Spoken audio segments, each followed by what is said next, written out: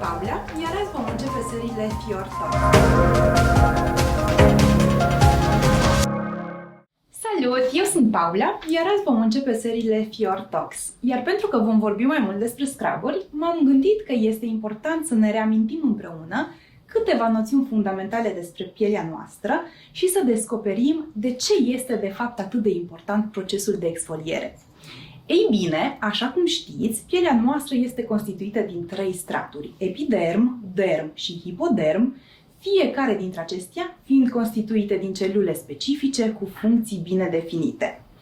Ne vom concentra însă mai mult asupra epidermului și asupra alor sale keratinocite, care de fapt sunt celulele de bază ale epidermului, dar și celulele cheie din procesul de exfoliere.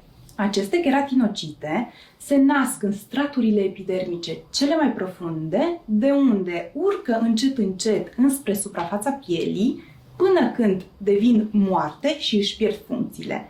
Ei bine, de aici și binecunoscuta denumire de celule moarte.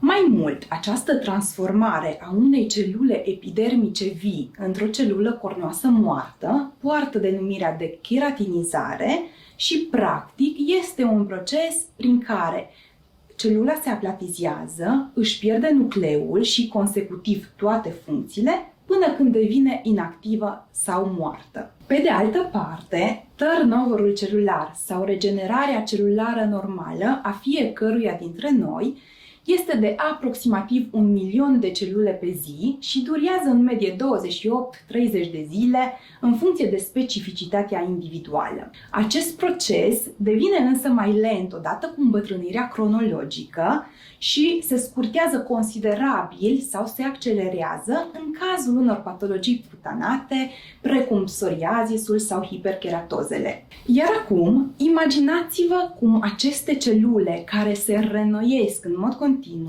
ajung la suprafața pielii, unde se acumulează și, inițial, într-adevăr, determină formarea unui strat protectiv, dar în același timp și în mod special, dacă nu sunt eliminate corespunzător și constant, determină îngroșarea stratului cornos, ce va împiedica ulterior pătrunderea activilor din tratamentele cosmetice în piele. Ei bine, aici intervin însă exfolianții. Fie că vorbim despre exfolianți mecanici, cum sunt scruburile, fie că vorbim despre peeling-uri, adică exfolianții chimici sau enzimatici, aceștia favorizează și stimulează regenerarea celulară, eliminând în același timp celulele moarte de la suprafața pielii. Așadar, putem să ne dăm seama împreună faptul că exfolierea reprezintă un element fundamental în rutina de îngrijire a pielii, fie că vorbim de pielea feței sau de cea a corpului, care ne aduce beneficii atât imediate, dar mai ales de lungă durată. De ce?